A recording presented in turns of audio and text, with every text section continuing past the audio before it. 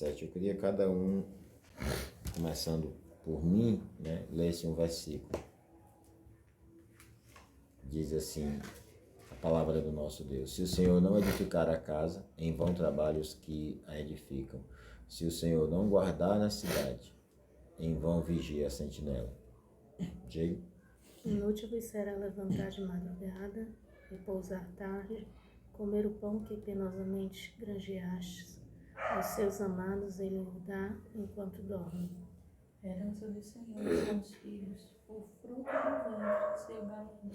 Como flechas na mão do guerreiro, assim os filhos da mocidade. Feliz o homem que enche deles a sua algema, não será envergonhado quando pleitear com os inimigos à porta. Amém. Se o Senhor não edificar a casa, né, em vão trabalham os que a edificam. Em vão trabalham os pedreiros, os mestres de obra.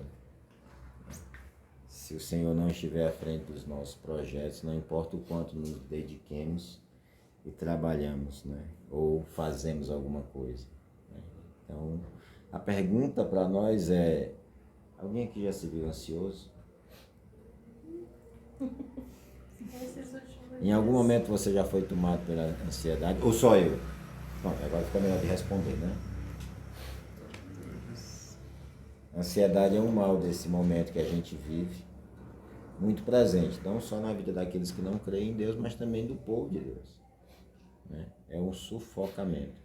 O salmista diz assim: se o Senhor não edificar a casa, em vão trabalha os que a edificam. Não é maravilhoso? Porque, querendo ou não, a gente tem que fazer alguma coisa, a gente sabe que precisa trabalhar, a gente sabe que tem que caminhar, mas se o Senhor não estiver conosco, será praticamente inútil.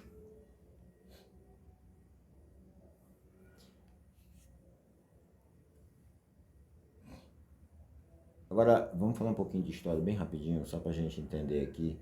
Quando é que a gente tem noção de quando esse salmo foi escrito, né? Provavelmente por Salomão, né? Escreveu esse salmo, mais ou menos durante ali a construção do templo. Depois parece que foi usado por alguns judeus durante o cativeiro, né, babilônico, tanto o 127 como também o 126, né, onde aqueles que saem semeando, né, e chorando, né, em breve vão fazer as suas colheitas. E ele representa o sentimento de convicção do judeu crente, temente a Deus e piedoso. Sem a ajuda de Deus, a reconstrução da nação não iria para frente. Na verdade, sem a ajuda de Deus, nada de bom ia acontecer. Mudou alguma coisa daquela época do cativeiro para cá? Mas por que muitas vezes nós desobedecemos a palavra de Deus, onde Jesus diz assim: não andeis ansiosos por coisa alguma, né? E somos tomados pela ansiedade. Como é que a gente lida com essa coisa, essa ansiedade? Né? Salmo passa por 4 situações da vida das pessoas. Nossa, né?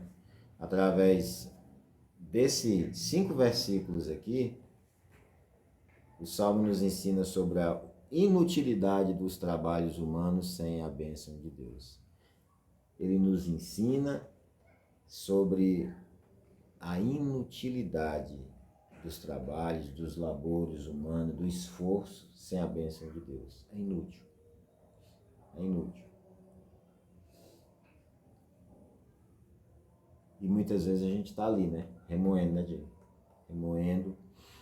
Trabalhando com o nosso braço. Eu lembro que eu disse isso a alguém há poucos dias, né? Por que você insiste em trabalhar exclusivamente com o seu braço?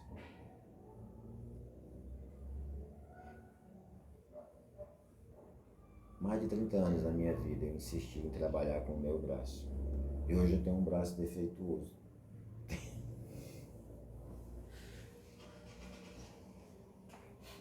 nosso esforço, nossa independência, o que nós sabemos, o que nós conquistamos, aquilo que a gente sabe fazer, os nossos méritos, as nossas glórias, tudo nosso. O pastor falou esses dias, ontem na verdade, né, sobre essa questão do, vou falar aqui, vocês vão lembrar, né? Não existe a dicotomia, né? O trabalho é o culto é o trabalho. Então, portanto, quer comais, quer bebais, façais qualquer coisa, tudo deve redundar de glória para Deus. Parte A diz assim: se o Senhor não edificar a casa, em vão trabalham os que edificam. A referência à reconstrução aqui do templo, né, depois do cativeiro, refere também à edificação de qualquer casa. Aqui o texto é relacionado à reconstrução do templo, dos muros ali, né, onde estava a turma ali com uma espada na mão e a colher de pedreiro na outra, construindo ali sem parar os muros de Jerusalém. E debaixo de opressão, e debaixo de perseguição, debaixo de intriga. Neemias, que estava à frente do trabalho, né, foi, digamos assim, jurado de morte e tentado de morte. Né? Se fosse um homem que confiasse mais nos seus, obrigado, Jaime, mais nos seus méritos e conhecimento, e naquilo que o próprio imperador tinha, né, tinha dado a ele, né, as cartas, tudo, não, eu confio nisso aqui, talvez ele tivesse caído nas ciladas. Quando os Sambalates e Tobias, né, intentaram várias vezes tirar ele do meio do povo, desfocar ele da obra para, digamos assim, dar cabo da vida dele. Mas era um homem que confiava em Deus e estava plenamente focado naquilo que ele já tinha falado com Deus, naquilo que tinha entristecido seu coração e levou ele a orar por, se não me engano, 90 dias, 3 meses, 3 ou foi 4 meses de oração, até chegar diante do rei, e o próprio rei dizer assim: mas o que te aflige? Por que você está triste? O seu semblante caiu. E ele colocar ali, né, diante do rei, a situação da sua terra natal, do seu povo, e conseguir que o próprio rei deixasse ele fazer essa obra. E ele foi. Mas foi confiando naquilo que ele havia orado por isso. Confiando que era o Senhor que ia edificar, embora ele fosse trabalhar. Porque se o Senhor não estivesse envolvido ou comprometido com o processo, seria inútil trabalhar pela reconstrução. A pergunta é: e nós, hoje? O quanto Deus está, digamos assim, junto conosco nos nossos projetos e processos? O quanto nós temos tentado fazer e construir a parte de Deus? Ou às vezes, quanto nós nos desfocamos daquilo que Deus nos chamou para fazer? No caso do templo, até pode ser reconstruído, mas se Deus não estiver com o povo, vai valer o quê? Vai servir de quê? De nada. Ou seja, sem Deus, nossas empreitadas serão em vão. Seja um concurso, como nós estávamos falando aqui há pouco, seja um trabalho como o meu, como o da Jamie, como o do Alexandre, né, que vai lá no cliente vender, ou seja, qualquer outro trabalho. Deus, ele tem que estar nessa edificação. Naquela época, né, depois do retorno do cativeiro, né, os judeus trabalhavam cercados de inimigos. Não era só Neemias que sofria com... Não é à toa que eles estavam com a colher de pedreiro na mão e a espada na outra, vigiando todo o tempo. Para nós não é diferente hoje. Os nossos inimigos são muitos. Às vezes ele pode estar dentro de você. São os seus pensamentos. São as ideias que lhe afastam do cuidado de Deus. Ou às vezes até o excesso de autoconfiança. A confiança em si mesmo. Lembro-me muito bem do manual da Honda ali dos anos 90, né? O maior índice causador de acidente no trânsito é o excesso de autoconfiança. Talvez o grande destruidor de projetos, Jay, seja o excesso de autoconfiança. A gente confiar demais naquilo que a gente sabe, naquilo que a gente já conquistou, no conhecimento, na habilidade.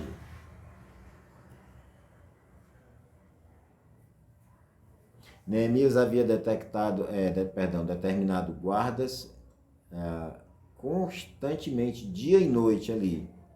Nós precisamos hoje colocar também vigias, dia e noite. Às vezes, na porta dos lábios. Porque às vezes as nossas palavras, elas botam a gente nos abacaxi dos grandes. Tá? Não vou perguntar quem se identifica, não. Às vezes nos nossos pensamentos. O provérbio diz, sobre tudo que deve guardar, guarda o seu coração. A palavra do Senhor diz que o inimigo vem, nas palavras do próprio Jesus, para roubar, matar e destruir. Os adeptos da teologia da prosperidade, eles vão achar que o inimigo quer destruir o seu carro, sua casa, seus bens, e isso e assim vai, né? Ou até mesmo sua família. Mas na verdade, se ele burlar a sua fé, se ele acinzentar os seus olhos para as promessas que estão ali de cuidado, né? De amparo na palavra de Deus, ele já conseguiu um estrago grande. Então nós precisamos colocar vigias no nosso coração.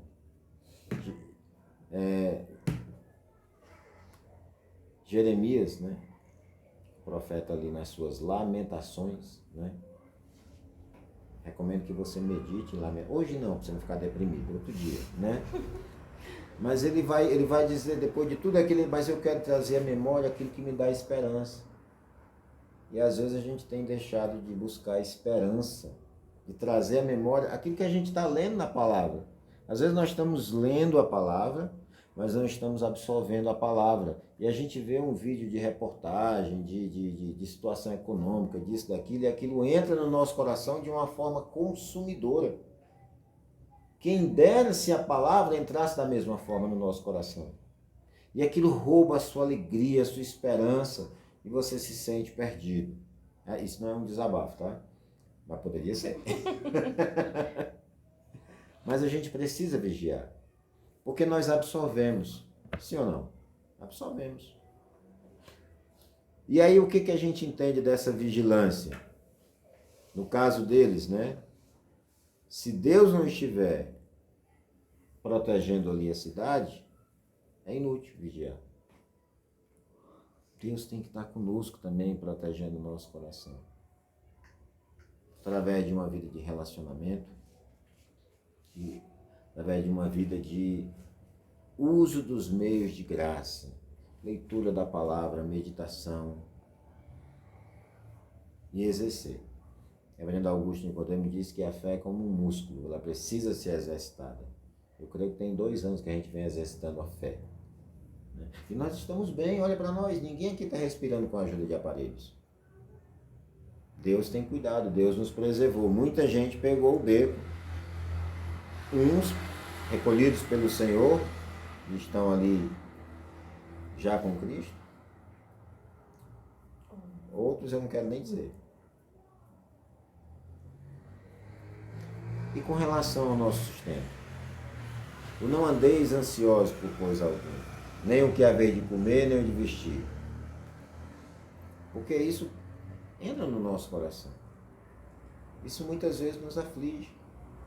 O amanhã, será que amanhã eu vou... Esses 2 anos de pandemia, muita gente passou e por uma dificuldade, tudo, mas assim, pelo menos nós também, mas assim, nós engordamos. Eu acho que estamos comendo mais do que estamos precisando. Deus tem cuidado, mantido a sua promessa. Israel, meus irmãos, é uma sociedade agrária. Os judeus dependiam especialmente da agricultura e das colheitas. Mas o quadro aqui é de um judeu que acorda de madrugada, passa o dia trabalhando penosamente e se senta para jantar tarde da noite e depois nem consegue dormir direito, ansioso e preocupado com a colheita do seu trabalho, com a colheita. Seu trabalho ele é vão, é inútil. Porque imagina que uma dessas plantas é uma árvore frutífera. O máximo que eu posso fazer é enterrá-la.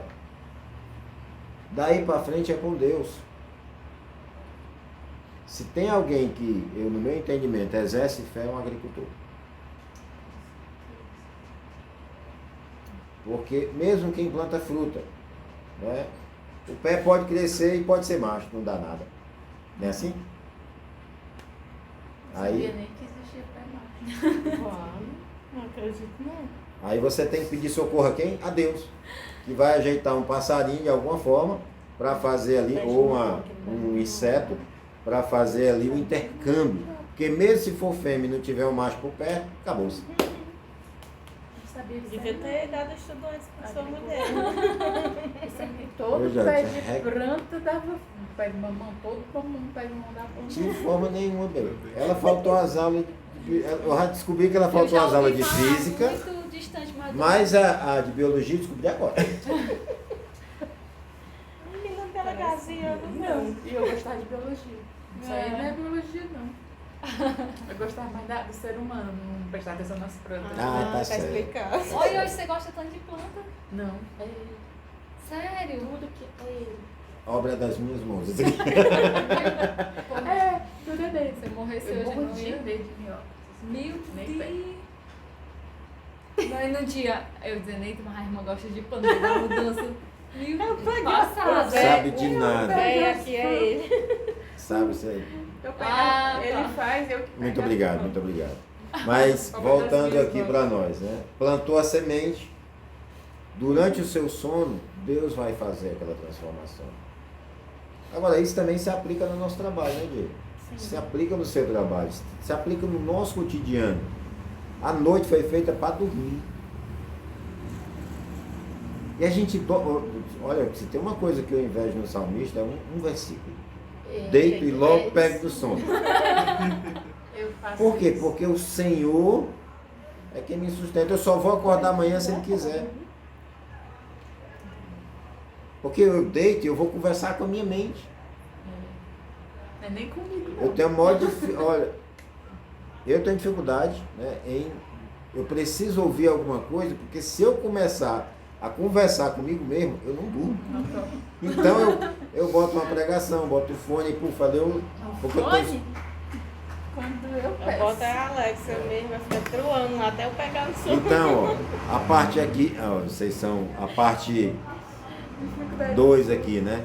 Se o Senhor não guardar a cidade, em vão trabalha a sentinela. E a parte 2 do versículo, a parte B do versículo 2, né? Ele diz assim na parte A: inútil vos será levantar de madrugada e repousar à tarde, comer o pão que penosamente granjeaste. Aí na parte 2 ele vai dizer: aos seus amados, amém? Ele dá enquanto dorme. Isso não é um convite à preguiça. Né? Porque o mesmo escritor desse salmo foi quem escreveu os provérbios. E se tem uma coisa que ele bate é no preguiçoso. Mas é um incentivo a descansar na soberania de Deus. Dá a entender que é o excesso do trabalho aí, né? Ele não tá falando, ele dá enquanto dorme. Ele tá falando aí do excesso do trabalho deste pobre aí, né? De madrugada, meu pão de aí é o excesso do trabalho. Muitas vezes a gente não se dá conta. Isso nos leva a confiar em Deus. Que muitas vezes nós, pelo que somos cercados, né, deixamos de confiar. Às vezes nós levantamos um altar para nós mesmos, né, e subimos nele e queremos ser o Deus da nossa vida, queremos ser o Deus da providência, né, o Deus de todo cuidado. A maior recompensa do nosso trabalho nesse mundo é conhecer a Deus, desfrutar da comunhão com Ele e a paz que Ele nos dá. Gente, se o trabalho está roubando a paz, tem alguma coisa errada. Porque nós recebemos a paz. Também em estabelecer família, né? Os versos 3 a 5 diz assim: herança do Senhor são os filhos, o fruto do ventre, o seu galardão. Como flechas na mão do guerreiro, assim são os filhos da mocidade. Os filhos, naquela época, era muito desejado, principalmente os homens, né? É sinal de bênção, né? Como já se Herança, pensa, né? Era prosperidade. Hoje a negada acha que é prejuízo, né? Porque o cristianismo, Esses dias eu fiquei atribulada ontem, né? Foi ontem. Eu passei a noite sonhando, ganhando o neném do menino. Olha que eu falo a noite todinha, amanheceu o dia, eu amanheci exausta. A cabeça fervendo, meu Deus, foi só um sonho. Só um sonho passando. Atribuladinha mesmo, eu passei o dia agoniada. Olha aí, Eu tava grávida e tava pro hospital ganhar neném. Ontem eu vi como muita falta ele um bebezinho. Naquela cultura, né, quanto mais filhos, melhor. Você tinha mais guerreiros, mais líderes, mais herdeiros e assim vai.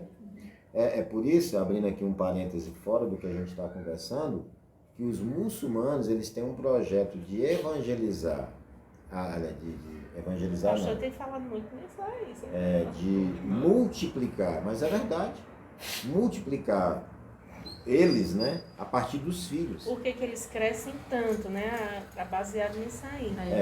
Enquanto multiplicação. um europeu tem no máximo um filho, né, e 2 cachorros, eles têm 10 acima. A média deles são de 8 filhos para cima. Eles fazem muitos filhos, porque para eles, essa mentalidade ali, ele realmente, pelo menos nisso aí, eles estão enchendo a terra. Antigamente aqui era, né? As mulheres, minha avó teve 10. As Hoje mulheres tinham não. 15. Hoje. Precisa ver que essa época passou, né? Mas passou por quê, né? As mentes mudaram, as cabeças mudaram. Hoje você educar um ser humano é muito mais difícil. Fazer com que Conclui ele pra me dizer uma permaneça, coisa. né? E você trazer ele, pelo menos, à idade adulta, como um ser humano honesto, é um desafio muito grande. Então, muita gente tem medo. Outros não. Fogem da responsabilidade. Por exemplo, vocês têm filho? Não. Então, vocês são solteiros. Na minha versão, vocês são solteiros. Sabe que passou 3 ou foi 3 anos solteira? 3? Foi não, foi 5. Foi 5 anos. Quase 5. Eita. 5 anos para ver o primeiro filho, né? E só quer ela, né? Isso primeiro. Porque ela também teve veinha, aí tem os seus cuidados, foi difícil. Foi. Mas assim, muda tudo. Muda tudo quando você tem filho. Né? O casamento ele começa a ficar completo. É outra etapa. É outra. Filho, pós-filho. A verdade, acho que a gente casa mesmo quando tem filho. Não, porque ele disse que ele tem filho, não, é solteiro. Eu tava falando de ansiedade e eu lembrando do Daniel, mais velho, né? Ele é ansioso. Tu já percebeu isso, né, Marinho? O Miguel é relax. É novinho ainda também, né? O Daniel também é novinho, filho. O Daniel tem 8. Aí eu fui dormir lá naquela semana e aí eu dormi até logo. E o Daniel sempre tem dificuldade de dormir. O Miguel, lá em casa eles iam dormir, Marinho, vai lá. E o Marinho sentava com eles, fazia a leitura e orava. O Miguel, mala, na primeira oração ele já estava dormindo, né, Marinho? Já estava assim. Ele quer ver o Miguel dar sono e me mandar orar. Nem que dá analgésico. 5 aninhos. Aí quando eu acordei, Daniel, você dormiu bem? Ele disse, não, vó, eu não durmo rápido. Eu não consigo dormir rápido, vó. Aí eu digo, faça o seguinte, aí eu brincando, eu disse assim, vamos combinar aí o Miguel caiu na onda. Eu também dormi não. Vamos fazer o seguinte, quando vocês forem dormir, orar, deitou, vocês ficam, sabe o quê? Imagina-se num lugar bem bonito, bem verde, uma cerquinha, aí vocês começam a cantar, tem um monte de carneirinho, aí vocês começam a contar os carneirinhos. Eu falei isso brincando, né? Eu lembrei assim na hora. Aí quando foi à noite, eles dormiram, quando foi manhã, e aí, Daniel, como foi? Aí ele disse, vó, não deu certo não, eu comecei a contar. Fui até 200, mas na volta eu me perdi. Meu Deus. Aí foi, já voltou. Ele se enganchava, não conseguia pular. Pelo menos ele estava próximo. Já tinha 200 carneiros. Tu é doido. Mas, gente, eu não falei pra ele que não precisava buscar nele e voltava. O bichinho chegou em 200 e não conseguiu. Eu consegui contar até 200, mas quando foi voltando, eles paravam. Aí eu disse, tu errava a contagem e eles não pulavam, né? Aí foi pior, eu não consegui dormir direito. Eu fiz um pouco pensar mais ainda. O Miguel, eu também, eu contei. Mas eu cheguei, ela disse um número lá aleatório, porque ele é o repetidor. mais Aí eu- preguiçoso. Não funcionou, Valdir. Aí eu comecei a rir, eu não precisava ter contado de volta, não. Aí eu pensando assim, gente, nossas crianças estão ansiosas. Nossas A crianças Ellen estão é ansiosas. ansiosa. A Ellen, tem uma fase. A Ellen é uma fasezinha que ela tá descobrindo as coisas agora, então, mas o Daniel já tá numa fase já que ele já entende mais, entende. né? Então a Débora diz assim, mãe, eu não vou nem dizer pro Daniel que eles vão logo pra sua casa, não, porque ele fica tão ansioso e se não acontecer, aí é Uma frustração, uma né? frustração grande. Mas assim, e a gente como pais, avós, como que a gente tem que trabalhar? Você que trabalha com crianças, tu percebe isso em algumas, né? Então, como é que a gente vai trabalhar isso nas crianças? É desde cedo, com a palavra. Com a palavra. Uma palavra, não tem outra situação. É fazendo eles entenderem e confiarem que Deus está cuidando de tudo, né? Que Deus está... é uma coisa séria, porque se a gente não cuidar agora... Assim. Falando aqui, ou seja, né, filho, família, né, presente de Deus. Da mesma forma que os filhos, né, eram desejados em Israel, os pais idosos também iam depender deles. Tinha tinha um cuidado. Lá em Efésios, né, fala, né, o filho que honra, ele cuida. Né, o honrar ali é dar dinheiro mesmo, é sustentar. Certa previdência. Né? Exatamente, então tinha isso. Uma situaçãozinha para exemplificar esse ponto é: um pai de família é ameaçado por inimigos. Ele aparece cercado de filhos como uma gangue mesmo, uma falange, uma tropa ao seu redor. Isso é como um guerreiro cuja sua aljava ali está cheia de flechas. Ele está protegido. Vocês vê 2 filhos, né? A Diná foi estuprada e 2 planejaram uma chacina. Diná, por favor. Diná, filha de Jacó. É bom deixar claro, A né? pessoa só fala nos homens, né? Diná foi estuprada. O príncipe quis ali dar uma de... Não, agora eu me apaixonei, né?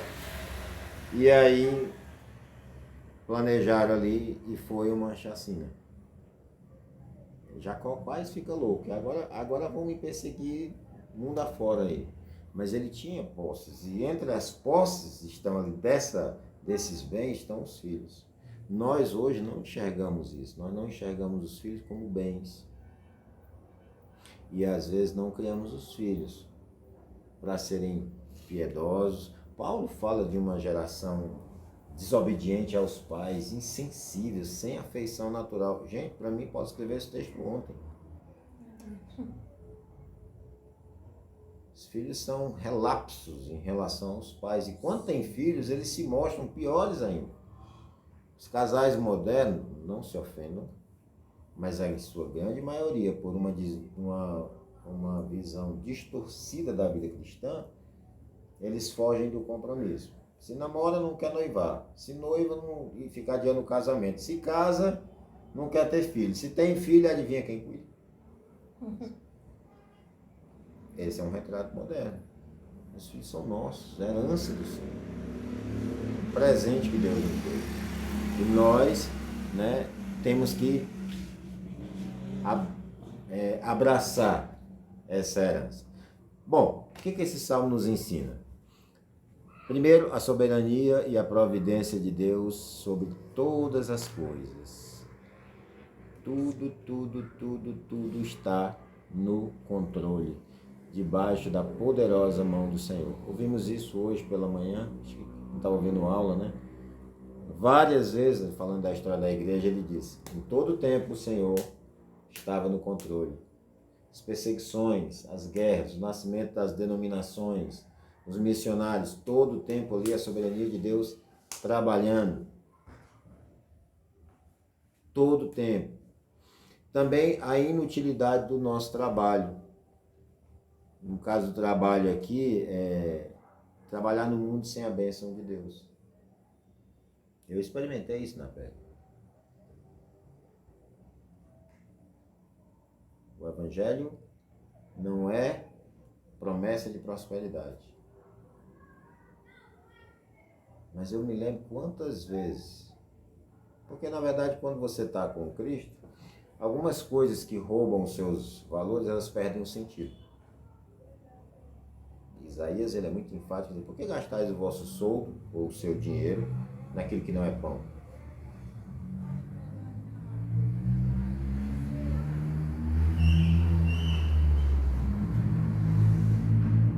Mas com Deus, com a bênção de Deus, o trabalho rende.